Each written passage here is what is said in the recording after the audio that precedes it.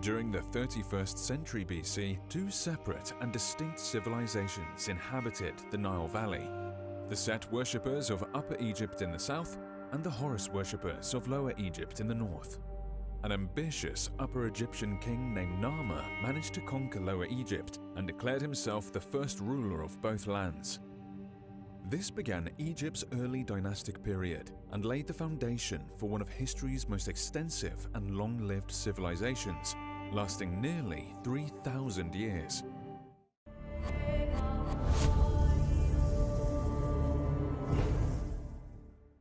Throughout the previous centuries, both Upper and Lower Egypt developed at similar rates.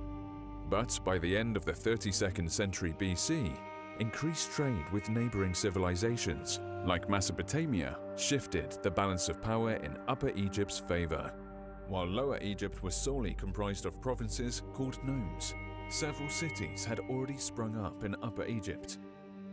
They soon found themselves in need of more resources to satisfy their increasingly expanding urban areas. Narmer, also known by their honorific title Menes, meaning he who endures, originally ruled over the Upper Egyptian city of Thenes. He formed a confederation of tribal leaders, which Egyptologists refer to as the Thenite Confederacy, with the goal of mounting an invasion against the north. The group achieved total victory over Lower Egypt, uniting both lands in the process. Narmer's story is told on the world's oldest discovered historical document, the Narmer Palette.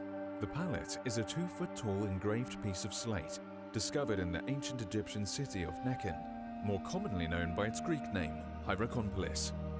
The front of the palette depicts Narmer as a tall man sized hierarchically wearing the Hajet, or white crown of Upper Egypt, characterized by its bowling pin-like appearance. Narmer is positioned above an enemy, grasping a lock of his hair in one hand and wielding a mace in the other, ready to smash his head. This stance is referred to as a smiting pose. It indicates victory and remained a common symbol throughout all of ancient Egyptian history.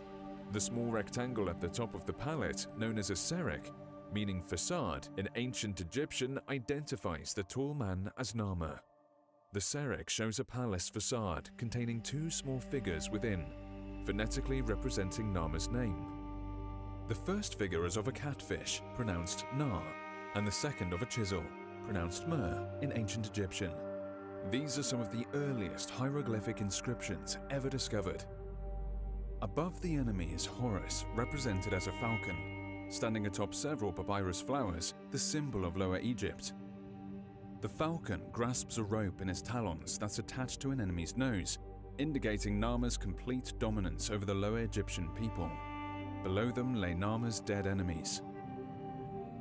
The story continues on the palette's opposite side, with Narmer and his men marching in a procession, as his enemies lay naked, bound, and decapitated, with their heads placed between their legs.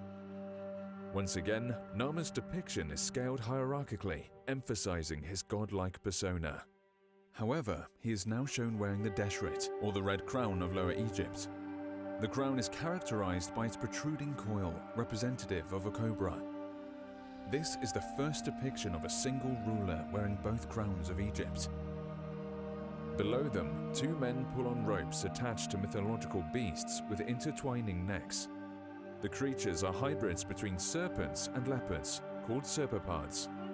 The design is thought to symbolize the union of Egypt's two lands.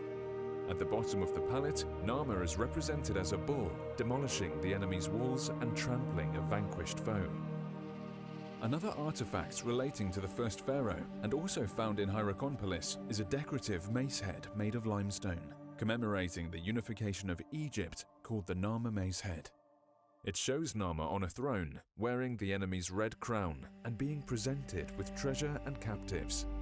At the bottom of the mace head, a record of the spoils of war can be seen, which reads 400,000 cattle, 1,422,000 goats, and 120,000 captives. Narmer solidified his rule by strategically marrying a Lower Egyptian princess named Nethotep, who became his queen and mother to his heir and successor, Horaha. The newly unified kingdom came to be known as the Two Lands among the ancient Egyptian people for most of their history. During his reign, Narmer expanded his newly unified kingdom's borders with military excursions in Canaan to the north and in Nubia to the south. He founded the city of Memphis, which is strategically located at the mouth of the Nile Delta, and it quickly developed into a commercial and cultural powerhouse within the region. Symbols such as the Ankh, the ancient Egyptian symbol of life, and the Djed, a four-tiered pillar representing Osiris's spine, were popularized under his rule. Narmer was entombed in a necropolis near the upper Egyptian city of Abydos, where the tombs of many of Egypt's first rulers are found. Through blood and conquest, Narmer became Egypt's first pharaoh.